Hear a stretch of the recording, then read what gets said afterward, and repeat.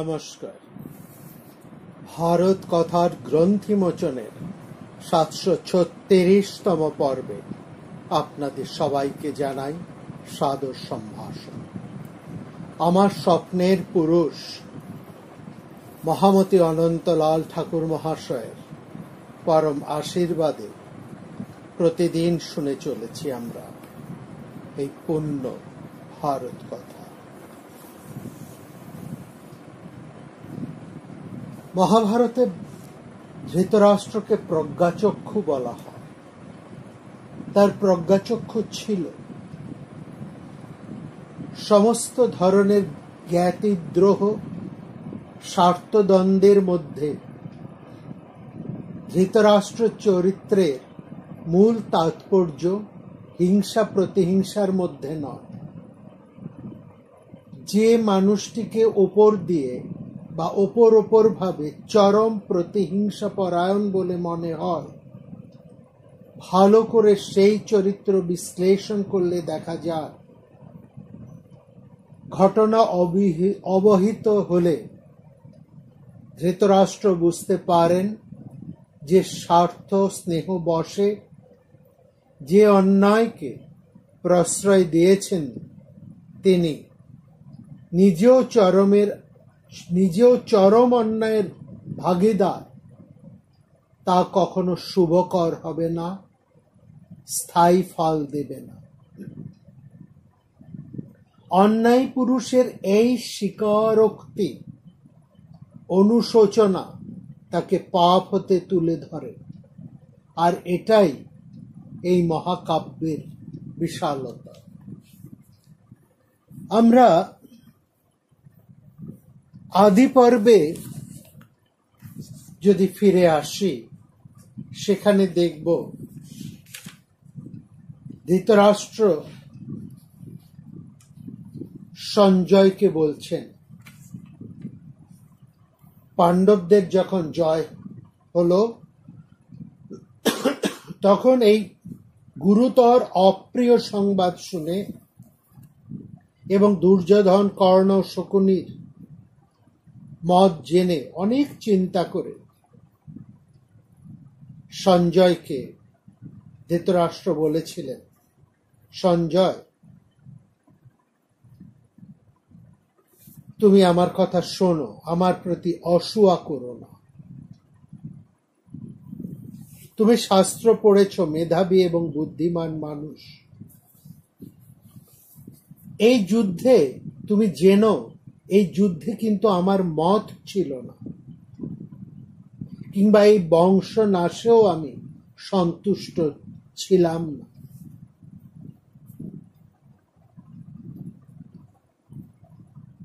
নামে বিশ্বেষু পুত্রেষু শেষু পাণ্ডু সুতেষু বা। আমি আমার পুত্র এবং পাণ্ডুপুত্রের মধ্যে কোনো বিভেদ করতে চাইনি, কিন্তু আমার অসূয়া ক্রোধপরায়ণ পুত্ররা, মন্যপরায়ণা, আমার সেই ক্রোধপরায়ণ অসূয়া পরায়ণ পুত্ররা, আমি বৃদ্ধ বলে সব সময় তারা আমারই দোষ যেন দেখাত, আমার কথা শুনতে চাইত। আমি অন্ধ, সেই অক্ষমতা কারণে এবং পুত্র স্নেহ বশত আমার দোষ যখন তারা দেখাতো, সেটাকেই আমি সঠিক বলে মনে করতাম এবং দুর্যোধনের প্রতি আমি মোহগ্রস্ত হয়ে থাকতাম। সেও আমার প্রতি মোহগ্রস্ত, আমিও তার প্রতি মোহগ্রস্ত। মুহ্যন্তং চ অনুমুহ্যামি দুর্যোধন চেতনা।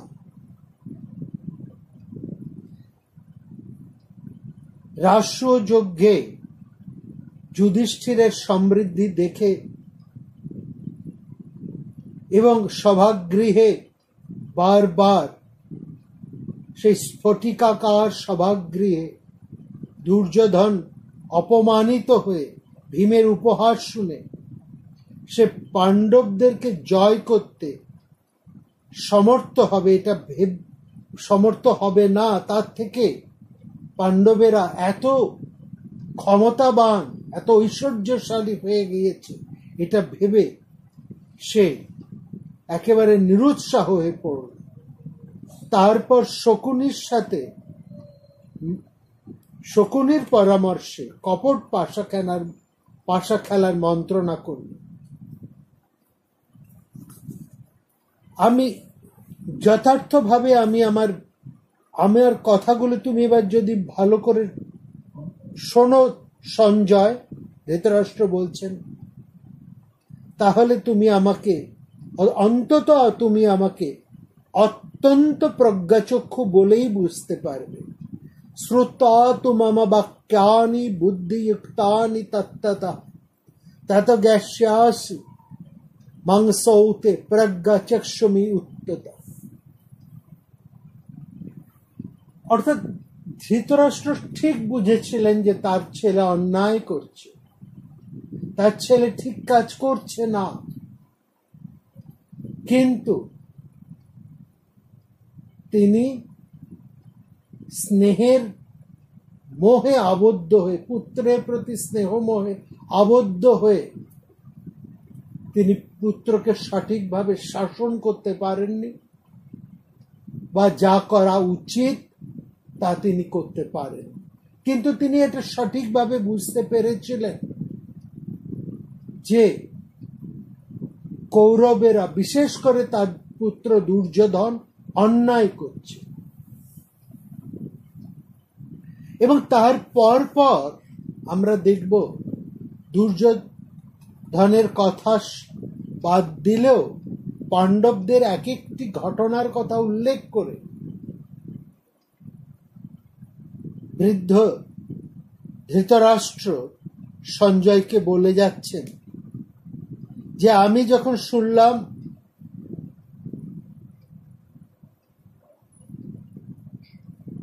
অর্জুন দ্রৌপদীকে লাভ করেছেন, তখন আমি আর জয়ের আশা করিনি। তদা নাশংসে বিজয়ায় সঞ্জয়। যখন অর্জুন সুভদ্রাকে বিবাহ করতে সক্ষম হয়েছে, তখন আর আমি জয়ের আশা করিনি। যখন শুনলাম অর্জুন খাণ্ডব দহন করে অগ্নিদেবকে সন্তুষ্ট করেছে, তখন আমি জয়ের আশা করিনি।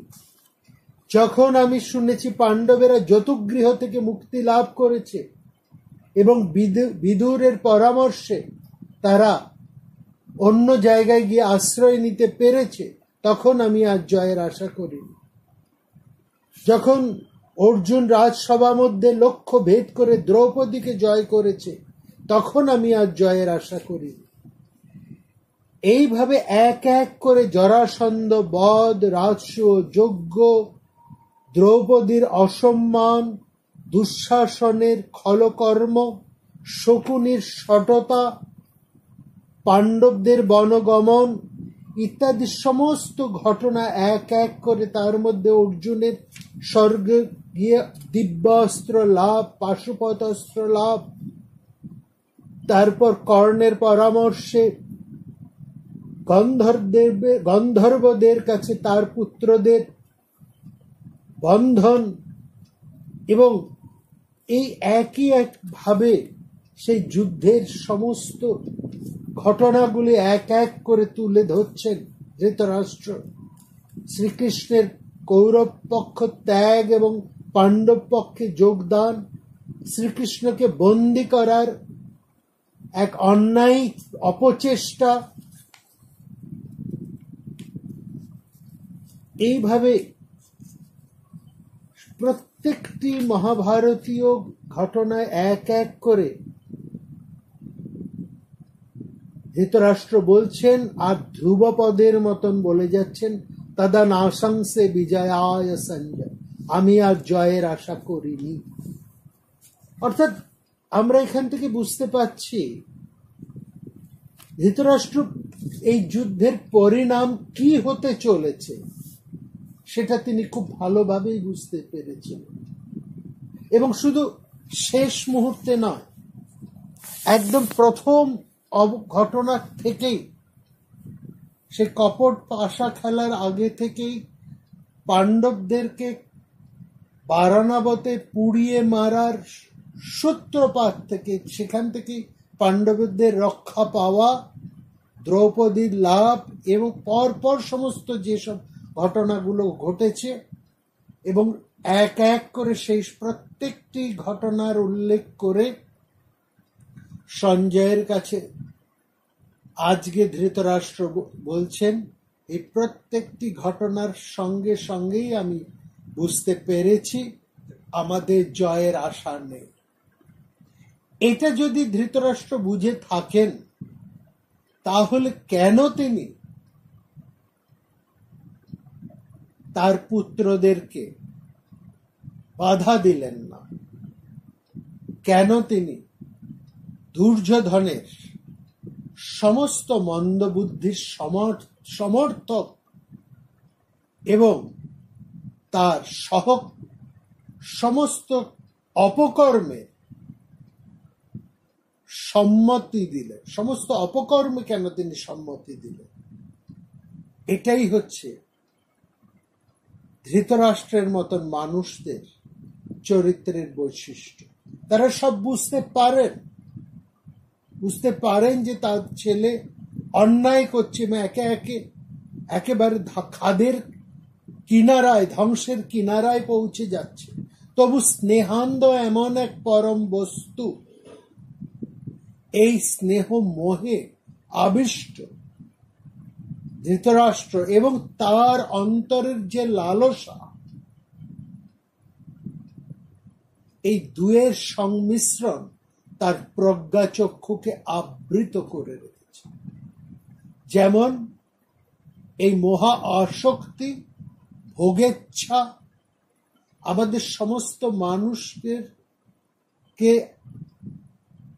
মানুষের দৃষ্টি, অনুভূতি, তার উপলব্ধি সমস্ত কিছুকে মোহাচ্ছন্ন করে রাখে। আমাদের প্রকৃত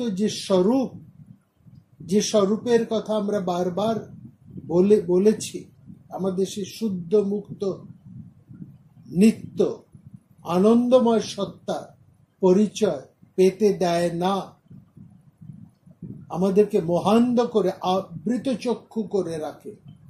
এই আবৃত চক্ষুরই পরম উদাহরণ হলেন ধৃতরাষ্ট্র। তিনি সমস্ত জ্ঞান তার থাকা সত্ত্বেও, সমস্ত জ্ঞান, সমস্ত শাস্ত্র তার জানা থাকা সত্ত্বেও, তার বুদ্ধি থাকা সত্ত্বেও, প্রজ্ঞা থাকা সত্ত্বেও তিনি এক স্নেহ মোহে লালসা এতটাই জর্জরিত, এতটাই অন্ধ যে তিনি কোনোভাবেই নিজেকে ঠিক রাখতে পারেন। তিনি বিবেকের কথা শোনেন না, তিনি ন্যায় পক্ষের কথা শোনেন, তিনি বারবার মোহগ্রস্ত হয়ে পড়েন এবং সেটা তার স্বীকার করতেও আজকে তার এতটুকু লজ্জা নেই। তিনি সঞ্জয়ের কাছে সেটা স্বীকার করছেন। এখানে আমরা দেখছি এই স্ত্রী পর্বে ধৃতরাষ্ট্র বলছেন, আমার আর এই বেঁচে থাকার কোনো অর্থ হয় না, এই দুঃখানলে আমি দগ্ধ হয়ে যাচ্ছি, আমার কাছে মৃত্যুই বরং আকাঙ্ক্ষা নিয়ে, আমি আজই সেই মৃত্যুকে বরণ করি। এবং তখন ঋষি বেদব্যাস বলছেন, তুমি শোনো আমার কথা, আমি তোমাকে যা বলছি। তুমি তো মেধাবী, সমস্ত শাস্ত্র অধ্যয়ন করেছ, কি করা উচিত না উচিত সেই জ্ঞান তোমার আছে, জ্ঞাতব্য বিষয় কোনো কিছুই তোমার অজ্ঞাত নেই। তুমি শোনো। বলছেন, আমি কোনো এক সময় এক দেবকার্যে ইন্দ্রের সভায় উপস্থিত ছিলাম এবং সেখানে দেখলাম পৃথিবী দেবী এসে ইন্দ্রের কাছে বলেছেন যে আমি ক্ষত্রদের অত্যাচারে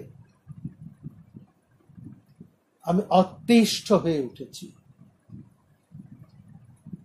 আমি আর সহ্য করতে পারছি না। তারা এতটা অন্যায় হয়ে উঠেছে যে আমার পক্ষে তাদের পাপ ধারণ করা, সহ্য করা অসম্ভব। তখন ইন্দ্র তাদেরকে বলেছেন, পৃথিবীকে বললেন, তখন বিষ্ণু উপস্থিত বিষ্ণু পৃথিবীকে শান্ত করে বললেন, তুমি আর একটু অপেক্ষা করো, কোন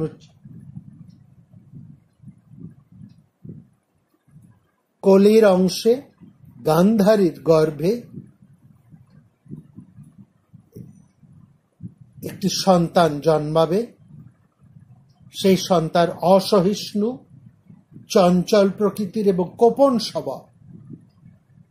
তার ভাইরাও সেরকম হবে এবং সে তার মাতুল শকুনি এবং পরম সখা কর্ণের পরামর্শে এমন কাজ করবে যার ফলে সমস্ত ক্ষত্রিয়রা পরস্পর যুদ্ধ করে নিহত হবে এবং তাদের বিনাশের সাথে সাথে তুমিও ভার মুক্ত হবে। একথা বলেই বেদব্যাস একটা দুটি গুরুত্বপূর্ণ কথা বললেন, রাজা যেমন হন তার প্রজারাও ঠিক সেই রকমই হন। অর্থাৎ রাজা যদি ধার্মিক হন তাহলে প্রজারা অধার্মিক হলেও, অন্যায় হলেও তারা পরিবর্তিত হয়, তারাও ধর্মপথে চলে আসে। এখানে ধর্ম অর্থে ন্যায়, নীতিপরায়ণ। অর্থাৎ রাজা যদি ধার্মিক হয় প্রজারাও ধার্মিক হতে বাধ্য। যাদৃশ জায়তে রাজা তাদৃশ অশ্ব জনৌ ভবেৎ, অধর্ম ধর্মতং ইয়াতি স্বামীচে অধর্মিকম ভবেৎ। এবং বলছেন যে রাজার গুণেই প্রজারা গুণবান হয়, ভৃত্যরা প্রভুর গুণেই গুণবান হয়, প্রভুর দোষেই তারা দুষ্ট হয়ে থাকে। অতএব এখানে এই কথাই বোঝাতে চাইছেন ব্যাসদেব যে তোমার কারণে তোমার পুত্রের এই পরিণতি এবং তোমার পুত্রের এই অপকর্মের জন্য আজ পৃথিবী নিক্ষত্রিয় হয়েছে। এত মানুষের মৃত্যু, এত ক্ষতি। সামিনা গুণ দোষভ্যং ভৃত্তাসুর নাত্র সংশয় দুষ্টং রাজনমাসদ্য গতাস্তে তার নয়ান নৃপা। বলছেন তুমি তাদের জন্য শোক করো না, তোমার ছেলেরা তাদের অপরাধেই তারা বিনাশ প্রাপ্ত হয়েছে। আর পাণ্ডবেরা তো এতটুকু অপরাধ করেনি, তোমার ছেলেরাই দুরাত্মা ছিল, তারাই এই পৃথিবীকে বিধ্বস্ত করেছে। এবং তুমি জেনো রাজা যুধিষ্ঠিরের রাষ্ট্র যজ্ঞের সময় নারদ তোমার মঙ্গলের কথাই বলেছিলেন। তিনি কিন্তু এই ভবিষ্যৎবাণী যুধিষ্ঠিরের কাছে করেছিলেন যে ভবিষ্যতে পাণ্ডব এবং কৌরবদের মধ্যে পরস্পরের যুদ্ধ হবে এবং সেই যুদ্ধে কৌরবেরা একেবারে ধ্বংস হয়ে যাবে। নারদের কথা শুনে পাণ্ডবেরা, বিশেষ করে যুধিষ্ঠির, তিনি কিন্তু শিওরে উঠেছিলেন। তিনি এই ধরনের ভবিষ্যৎবাণী সহ্য করতে পারেন এবং এই কথা জানা মাত্রই যুধিষ্ঠির কিন্তু সেদিন থেকে সব সময় চেষ্টা করে এসেছে যাতে তাদের মধ্যে জ্ঞাতিদ্বন্দ্ব জ্ঞাতি বিরোধ না হয়। সবসময় তার এই লক্ষ্যই ছিল। কিন্তু তোমার পুত্ররা এত অন্যায় হয়ে উঠেছে যে শত চেষ্টা করেও এই মহাক্ষয় থেকে তাদেরকে রক্ষা করা সম্ভব হয়নি। আসলে স্থাবরই হোক কিংবা জঙ্গমই হোক, কোন প্রাণী কোন প্রকারেই দৈবের বিধানকে অতিক্রম করতে পারে না। সেটাই আমি আজকে ভালো করে উপলব্ধি করছি।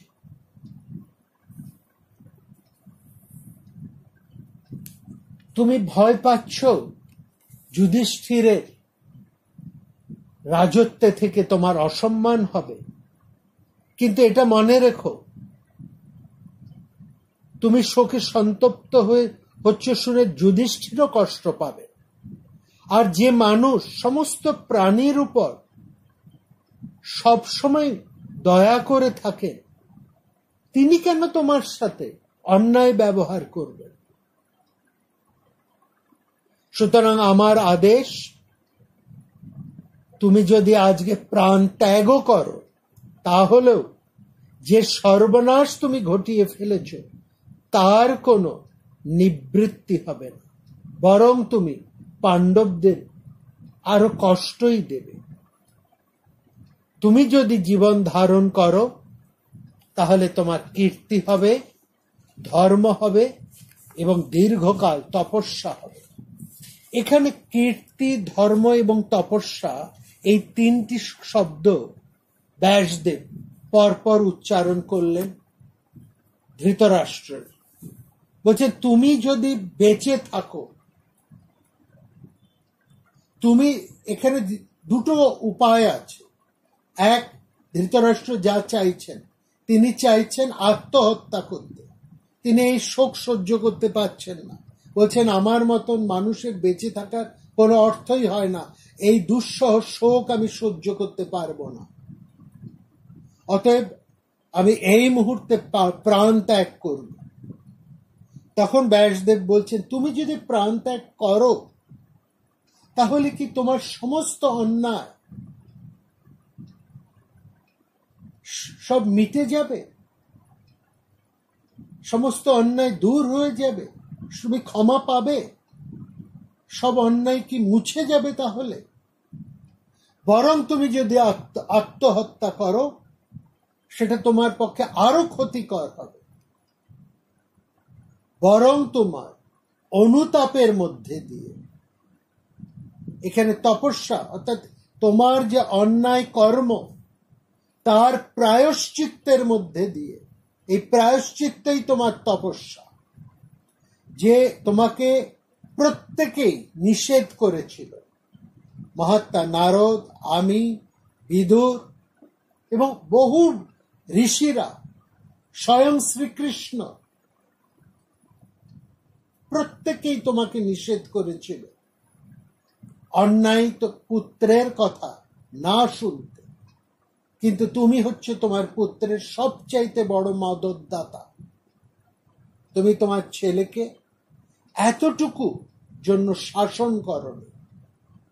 তোমার প্রজ্ঞা ছিল, তুমি সবই বুঝতে পেরেছ যে এটা অন্যায় হতে চলেছে,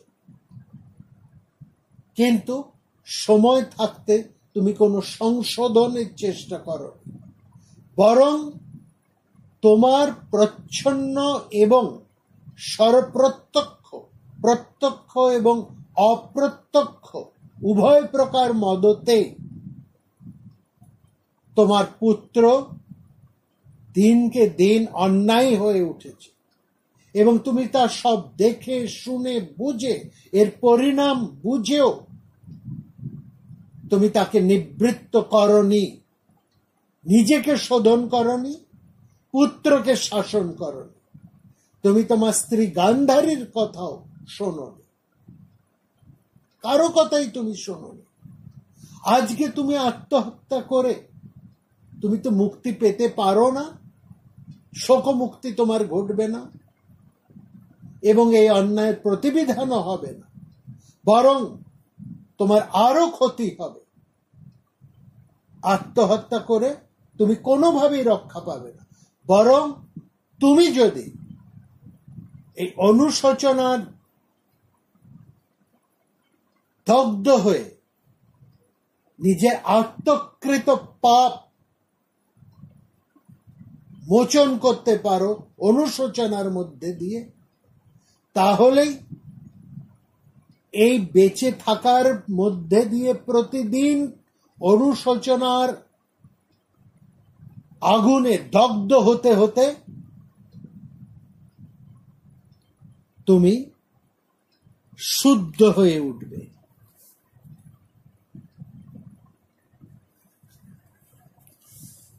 আর সেটাই তোমার ধর্ম, সেখানেই তুমি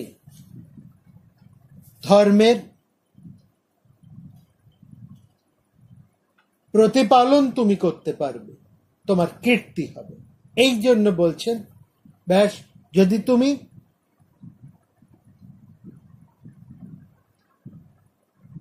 প্রাণ ত্যাগ করো তাহলে দৈবকৃত সর্বনাশের নিবৃত্তি হবে না।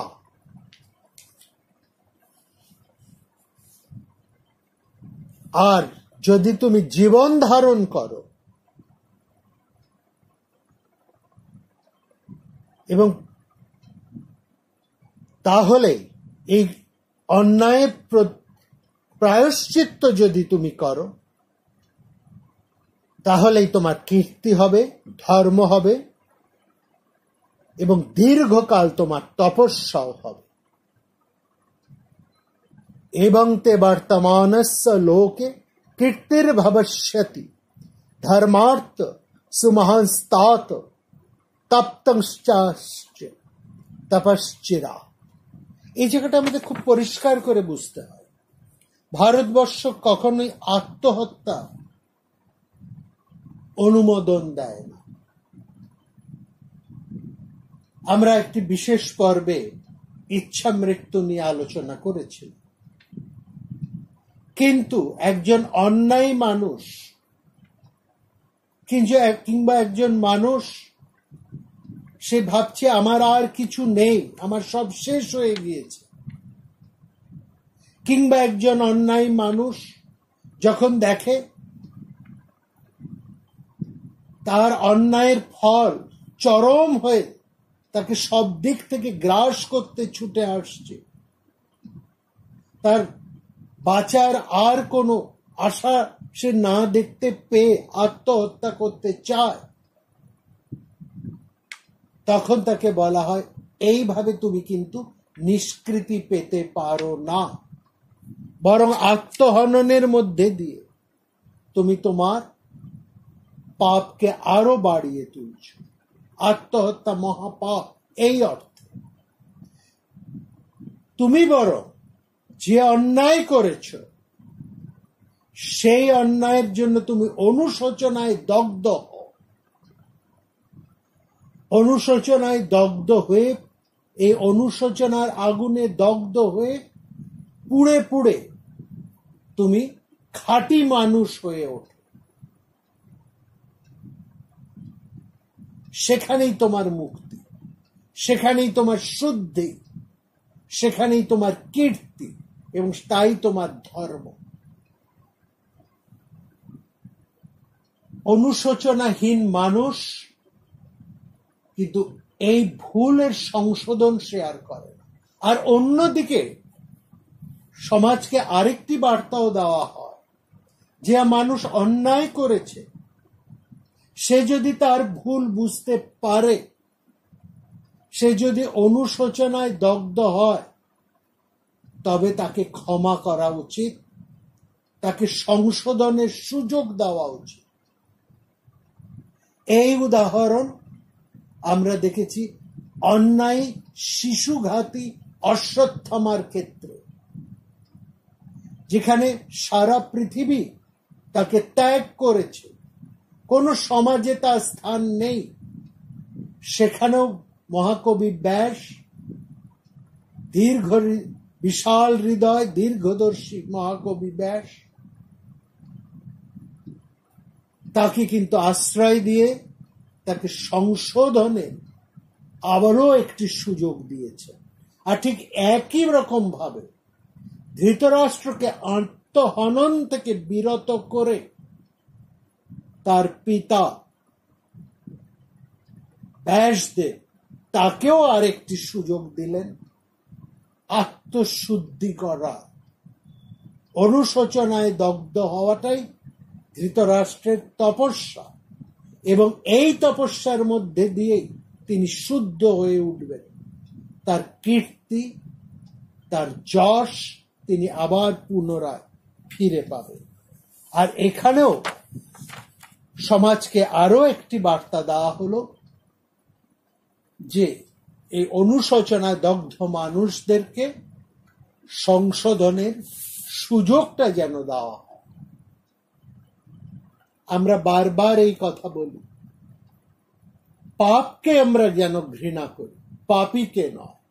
পাপীকে সব সময় সংশোধনের সুযোগ দেওয়া উচিত। বৈশম্পায়ন বলছেন,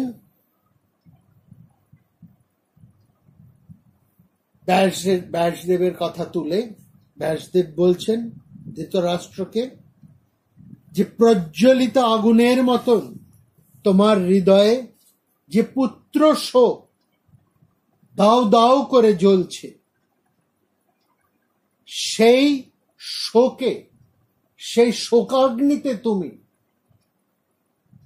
পুড়ে শুদ্ধ হয়ে ওঠো।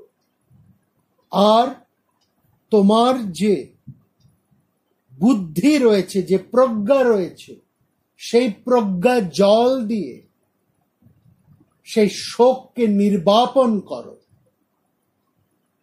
শোকে অধীর হয়ে প্রাণ ত্যাগ করা কোনো বুদ্ধিমানের কাজ নয়, বরং শোকে দগ্ধ হয়ে প্রায়শ্চিত্ত করে তুমি নিজেকে সংশোধন করে আবার নতুন করে হয়ে ওঠো। এই হয়ে ওঠাটাই হচ্ছে আধ্যাত্মিকতা।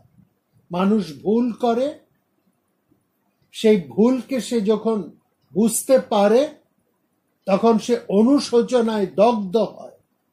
এই অনুশোচনায় দগ্ধ হয়েই সেই মানুষ আবার নতুন হয়ে ওঠে, নতুন ভাবে বেঁচে ওঠে। এই হয়ে ওঠাটাকেই বলা হচ্ছে আধ্যাত্মিকতা। এবং এখানে তাই আদেশ দিচ্ছেন পিতা ব্যাসদেব, পুত্র শোকং সমুৎপন্নং হুতাশং জ্বলিতং যথা।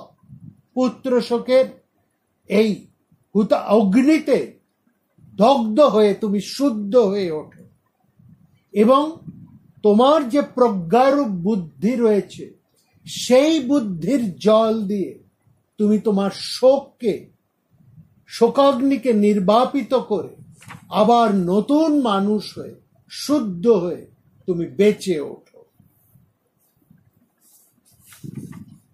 কি অপূর্ব একটা শিক্ষা কি এখানে আমরা পাচ্ছি। পুত্র শোকং সমুৎপন্নং হুতাশং জ্বলিতং যথা প্রজ্ঞ অম্ভসা মহারাজ নির্বাপয় সদা সদা। বৈশম্পায়ন বলছেন, ব্যাসদেবের সেই কথা শুনে ধৃতরাষ্ট্র খানিকক্ষণ চিন্তা করে বললেন, বিশাল শোক জালে অনবরত আমি দগ্ধ হয়ে চলেছি। আমার মুহুর্মুহ মোহ আসছে, আমি বুঝতে পারছি না কি করা উচিত, আমার হিতের জন্য কি করা উচিত। এই দৈববশতেই আমার এই সর্বনাশ ঘটেছে। আপনার কথা শুনে ব্যাসদেবকে ধৃতরাষ্ট্র বলছেন, আপনার কথা শুনে আমি প্রাণ ধারণ করব এবং শোক না করারও চেষ্টা আমি করব। এরপরে মহাভারতের কিছু পাঠে আমরা আরো ধৃতরাষ্ট্রের এই বিলাপের কথা পাই, এবং সেখানে আমরা গীতার শ্লোকের সেই কথাগুলো হুবহু আমরা সেখানে পাচ্ছি। অভাবদানি ভূতানি ভাবমধ্যানি ভারত, অভাব নিধনন্যৈব তত্র কা পরিদেবন ইত্যাদি কথাগুলো সেই একই রকম শোকের কথা পাচ্ছি। এবং শোক থেকে একটু একটু করে ধৃতরাষ্ট্র সাম্যে প্রতিষ্ঠিত হচ্ছে। তিনি পিতার কথা শুনে ধীরে ধীরে শোক থেকে জাগরিত হয়ে তিনি একটু একটু করে সাম্যে স্থিত হবার চেষ্টা করছেন। এই কথা বলার পর বেদব্যাস আর সেখানে অপেক্ষা করেননি, তিনি চলে গেলেন, সেই স্থান ত্যাগ করে তিনি চলে গেলেন। ব্যাসদেবের সেই সমস্ত কথা শুনে ব্যাসদেব চলে যাবার পর ধৃতরাষ্ট্র খানিকটা নিজেকে সংযত করে সঞ্জয়কে আদেশ করলেন, সঞ্জয় তুমি রথ প্রস্তুত করো। এবং তারপরে তিনি বিদুরকে আদেশ দিলেন, বিদুর তুমি গান্ধারীকে এবং ভরত বংশীয় সমস্ত বিধবা রমণীদেরকে এবং কুন্তী দেবীকে দ্রুত আমার কাছে নিয়ে এসো। আমি সেই যুদ্ধক্ষেত্রে যাব। ওদিকে পুত্র শোকার্তা গান্ধারী দেবী স্বামীর আদেশে কুন্তী এবং ভরত বংশীয় অন্যান্য স্ত্রীদেরকে এনে ধৃতরাষ্ট্রের কাছে এসে উপস্থিত হলেন। অত্যন্ত শোকান্বিত অন্তরপুরের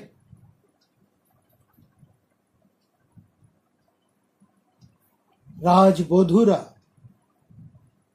স্ত্রীরা, সমস্ত রমণীরা ধৃতরাষ্ট্রের কাছে উপস্থিত হয়ে পরস্পরকে জড়িয়ে ধরে উচ্চস্বরে রোদন করতে আরম্ভ করলেন। তখন বিদুর সমস্ত রমণীকুলকে আশ্বস্ত করে তাদেরকে ধীরে ধীরে বিভিন্ন রথে তুলে কুরুক্ষেত্রের সেই মহা যুদ্ধক্ষেত্রের দিকে রওনা হলেন। নগরের সমস্ত গৃহে আজ কান্নার মহারোল উঠেছে। স্ত্রী বালক নির্বিশেষে এক উচ্চস্বরে বুক ফাটা আর্তনাদে তারা কেঁদে চলেছেন। এমন কোন গৃহ নেই যেখানে কান্নার ধ্বনি রণিত হচ্ছে না, যেখানে আমরা বুক ফাটা আর্তনাদ শুনছি না। যে দেবতারা কোনোদিন এই যে সমস্ত নারীদেরকে দেখতে পেতেন না, যারা অন্তপুরের চিরকাল থাকতেন, অন্তপুরের বাইরে আসতেন না, সেই নারীরাও আজকে বৈধব্য বেশে তারা ছুটে বেরিয়ে এসেছেন শোকার্ত হয়ে রাস্তায়। এক বস্ত্রধারী আলোয়িত কেশে উচ্চস্বরে রোদন করতে করতে সমস্ত রমণীকুল একেবারে ঘর ছেড়ে রাস্তার মধ্যে কান্নায় ভেঙে পড়লেন, কেউ লুটিয়ে পড়লেন। তাদের সুন্দর কেশরাশি আজ বিক্ষিপ্ত বিস্তৃত, তাদের অলংকার ভূমি কোথাও ছুঁড়ে ফেলে দিচ্ছেন, কেউ কোথাও মাটিতে গড়িয়ে পড়ছে, তাদের পরনের কাপড়ের ঠিক নেই। আলুলায়িত কেশে তারা উচ্চস্বরে বিলাপ করতে করতে মাটিতে লুটিয়ে পড়ছেন।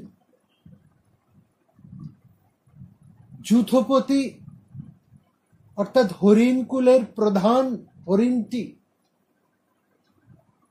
নিহত হলে অন্যান্য সমস্ত হরিণগুলো যেমন পর্বতের গুহার থেকে ভয়ে এদিক ওদিকে ছুটে বেরিয়ে আসে, সেই রকম রমণীরা গৃহ অভ্যন্তর থেকে তারা কাঁদতে কাঁদতে বিলাপ করতে করতে উচ্চস্বরে যে যেদিক থেকে পাচ্ছে ছুটে বেরিয়ে আসছে। সেই রমণীরা তারা ছেলেদেরকে স্মরণ করে, পুত্রকে স্মরণ করে, ভাইদেরকে স্মরণ করে, পিতাদেরকে স্মরণ করে কাঁদতে কাঁদতে তারা চতুর্দিক কান্নায় ভরে তুলল, যেন এক ক্রন্দনের প্রলয় ধ্বনি সমস্ত হস্তিনাপুর রাজ্যকে প্লাবিত করে ফেলল। যে নারীরা এক কাপড়ে বেরোতে লজ্জাবোধ করতেন, তাদের পরনের আজ কাপড় আছে কিনা সেদিকেও তাদের লক্ষ্য নেই। তারা শোকাকুল হয়ে একজন আরেকজনকে জড়িয়ে ধরে বিলাপ করতে করতে গৃহ থেকে বেরিয়ে এসে আঙ্গিনা পার হয়ে রাজপথে এসে বিলাপ আরম্ভ করেছে। এমন কোন গৃহ নেই যেখানে ক্রন্দন ধ্বনি শোনা যাচ্ছে না। প্রত্যেক রমণী হয় তার পুত্রকে স্মরণ করে, নয় ভাইকে স্মরণ করে, না হয় তার পিতাদেরকে স্মরণ করে তারা আকুল হয়ে কান্নায় ভেঙে পড়েছে। অর্থাৎ হস্তিনাপুর আজ যেন পুরুষ শূন্য, ক্ষত্র শূন্য, জনজীবনে এক রমণী আর শিশু মাত্র অবশিষ্ট, আর কেউ কোথাও বেঁচে নেই। এবং তারপরে সহস্র সহস্র বিলাপরত রমণীরা তাদেরকে ঘিরে হস্তিনার রাজপুরী থেকে ধীরে ধীরে বেরোলেন ক্রন্দনরত বিলাপ শোকার্ত রাজা ধৃতরাষ্ট্র। তাকে ঘিরে রাজ অন্তপুরবাসিনীরা ক্রন্দনরতা, তাদেরকে ঘিরে গান্ধারী, কুন্তী, অন্যান্য রাজবধূরা। অন্যদিকে এই মহা ক্ষয়, এই দুর্যোগের মধ্যে দিয়ে ররুদ্যমান রমণীদের বিশাল কোলাহল সমস্ত সংসারকেই সন্তপ্ত করে তুলেছে। যেন প্রলয় কাল উপস্থিত হলে যেন সমস্ত প্রাণীরা যেমন অগ্নিতে ঝাঁপিয়ে পড়তে চলে, সেরকম এই রমণীরা আর্তনাদ করতে করতে কুরুক্ষেত্রের সেই প্রান্তরে তারা ছুটে ঝাঁপিয়ে পড়তে চাইছে, তাদের প্রিয়জনের জড়িয়ে ধরে খুঁজতে চলেছে তারা কোথায় তাদের প্রিয়জন। কারো ভাই, কারো স্বামী, কারো পিতা, কারো অন্য কোনো সম্পর্ক। আজ একটি পুরুষ, একজন ক্ষমতাবান কোন পুরুষ আজ হস্তিনাপুরে আর অবশিষ্ট নেই। বৈশম্পায়ন বলছেন কিছু দূর এই বিলাপরত রমণীদের এক বিশাল ররুদ্যমান সংখ্যা যখন এগিয়ে চলেছেন, তাদের মাঝে চলেছেন রথে করে রাজা ধৃতরাষ্ট্র, রাজপুরবাসিনীরা, রাজমাতা, রাজবধূ, রাজকন্যারা। খানিক পথে যাবার পরেই তারা দেখলেন সেখানে দাঁড়িয়ে আছেন শরদ্দান পুত্র কৃপাচার্য, দ্রোণপুত্র অশ্বত্থামা এবং কৃতবর্মা। তারা ক্রন্দনরত ধৃতরাষ্ট্রকে দেখেই নিঃশ্বাস ত্যাগ করে বাষ্পরুদ্ধ কণ্ঠে বললেন, মহারাজ, আপনার পুত্র রাজা দুর্যোধন অতি দারুণ কার্য করে অনুচর বর্গের সাথে ইন্দ্রলোকে গমন করেছেন। দুর্যোধনের সৈন্যের মধ্যে আমরা 3 জনই বেঁচে আছি, আর সমস্ত সৈন্যই মারা গিয়েছে। এই এবার শরদ্দানের পুত্র কৃপাচার্য পুত্র শোকার্তা গান্ধারীকে বললেন, দেবী, আপনার পুত্রেরা এই যুদ্ধে পরাক্রমের সাথে বহু সৈন্য সংহার করতে করতে বীরগতি প্রাপ্ত হয়েছে। তারা এখন নিশ্চয়ই অস্ত্র নির্জিত নির্মল স্বর্গ লাভ করে উজ্জ্বল দেহ পেয়ে দেবতাদের মতন বিচরণ করছে। আপনার পুত্রদের কেউই যুদ্ধ থেকে পালিয়ে আসেনি, আর কেউই অন্যকে বধ না করে ভীরুর মতন প্রাণ ত্যাগ করেন। তারা ক্ষত্রচিত বীরগতেই তারা লাভ করেছেন। আপনি তাদের জন্য শোক করবেন না। এবং এটাও জানবেন, আপনাদের শত্রু পাণ্ডবরাও কিন্তু আমাদের হাত থেকে মুক্তি পায়নি। অশ্বত্থামাকে নিয়ে আমরা যা করেছি তা শুনুন। ভীম অন্যায় ভাবে আপনার পুত্র দুর্যোধনকে নিহত করেছেন জেনে আমরা নিদ্রিত জনপূর্ণ পাণ্ডব শিবিরে প্রবেশ করে পাণ্ডব পক্ষের মহাপারি সম্পাদন করেছি। ধৃষ্টদ্যুম্ন সহ সমস্ত পাঞ্চালকে আমরা নিহত করেছি, আর দ্রুপদের সমস্ত পুত্রকে, দ্রৌপদীর সমস্ত পুত্রকে আমরা নিহত করেছি। আপনার পুত্রের শত্রুগণকে সংহার করে আমরা পাণ্ডব শিবির থেকে নির্গত হয়ে এসেছি, কারণ আমরা তিনজনই মাত্র বেঁচে উঠেছি। সমগ্র পাণ্ডবদের সাথে যুদ্ধ করতে আমরা সমর্থ হতাম না বলেই আমরা চলে এসেছি। আর সেই পাণ্ডবেরা ক্রুদ্ধ হয়ে শত্রুতার প্রতিশোধ নেবার জন্যই তারা দ্রুত আসবে, এ কথাই আমরা বুঝেছি। আমাদের সে বীর পাণ্ডবেরা পুত্রদেরকে নিহত জেনে ক্রোধে উন্মত্ত হয়ে আমাদের খোঁজেই তারা এইদিকে দ্রুত আসবে। অতএব আপনি আমাদেরকে এক্ষুনি চলে যাবার অনুমতি দিন, আর আপনি ধৈর্য করুন, কারণ যুদ্ধে মৃত্যু হওয়াই ক্ষত্রিয়ের যে পরম ধর্ম, সেই ধর্মই আপনার সন্তানেরা লাভ করেছে। এ কথা বলে ওই তিনজন পরস্পরকে সম্ভাষণ করে রাজা ধৃতরাষ্ট্র এবং গান্ধারীকে শ্রদ্ধা জানিয়ে তারা তিনজন তিন দিকে চলে গেলেন। শরদ্দানের পুত্র কৃপাচার্য হস্তিনানগরে চলে গেলেন, কৃতবর্মা অনর্ত দেশে চলে গেলেন এবং অশ্বত্থামা বেদব্যাসের আশ্রমে দিয়ে চলে গেলেন।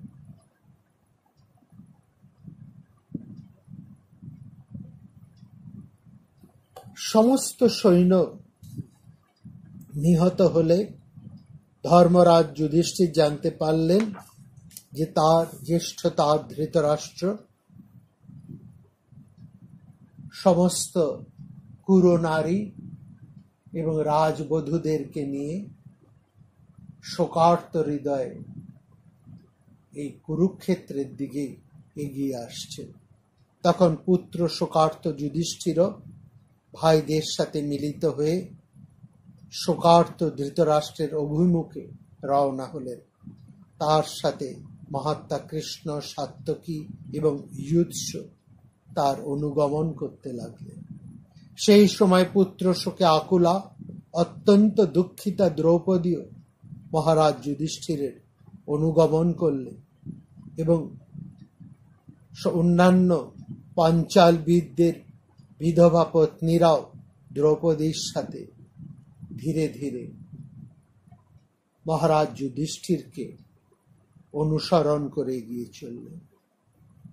যুধিষ্ঠির দেখতে পেলেন দূর থেকে কাঁদতে কাঁদতে হস্তিনাপুরের সমস্ত রমণীরা, রাজ পরিবারের বধূরা এবং মহারাজ ধৃতরাষ্ট্র, গান্ধারী এবং তাদের জননী কুন্তী অত্যন্ত দুঃখিত শোকাকুল চিত্তে এগিয়ে আসছে। আকাশ বাতাস রমণীকুলের ক্রন্দনে পরিপূর্ণ। সমস্ত পৃথিবী যেন আজকে বৈধব্য যোগ লাভ করেছে। কোথাও একটি ক্ষত্র পুরুষ নেই, কোথাও একটি পুরুষ বেঁচে নেই, কোথাও একটি যুবকও আজ বেঁচে নেই। সমস্ত পৃথিবী আজ বীর শূন্যা, বৈধব্য দোষ প্রাপ্ত, শোক সন্তপ্তা, এক মহাশোকাকুল অন্ধকার তামসাচ্ছন্ন দীর্ঘ রজনী যেন ধীরে ধীরে হস্তিনাপুরকে গ্রাস করছে। তার সামনে বিশাল রুদ্ধমান রমণীদের এক বিশাল শোভাযাত্রা, আর এদিকে দাঁড়িয়ে পাণ্ডবেরা সন্তানহীন, বন্ধুহীন। চন্দ্র যেন অন্ধকার মেঘে আবৃত, ক্ষীণ জ্যোতি ধীরে ধীরে কৃষ্ণ রজনীতে সমাচ্ছন্ন। মহাযুদ্ধের চরম পরিণাম এক অন্ধকার তমস্যা, যার এপারে অন্ধকার ওপারে অন্ধকার, দুয়ের মাঝখানে দাঁড়িয়ে আছে ধৃতরাষ্ট্র, তার আরেক পাশে দাঁড়িয়ে আছে রাজা যুধিষ্ঠির। একজন অন্যায় আর একজন ন্যায়ের প্রতিমূর্তি, কিন্তু দুজনেই দাঁড়িয়ে আছেন একই সমান্তরাল রেখায়, একই অন্ধকারে, একই শোকগ্রস্ত অবস্থা। এইটি মহাযুদ্ধের চরম নিদান, যার হাত থেকে ঈশ্বরতুল্য পুরুষও রক্ষা পান না শ্রীকৃষ্ণ। নমস্কার। প্রাণারাম প্রাণারাম প্রাণারাম প্রাণারাম প্রাণারাম প্রাণারাম। কি যেন লুকানো নামে তাই মিষ্ট এত তব নাম। প্রাণারাম প্রাণারাম প্রাণারাম প্রাণারাম প্রাণারাম।